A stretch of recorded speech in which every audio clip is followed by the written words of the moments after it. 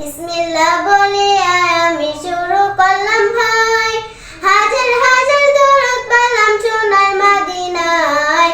সম্মানিত শ্রোতাদেরকে সালাম জানাই দোস্ত হে।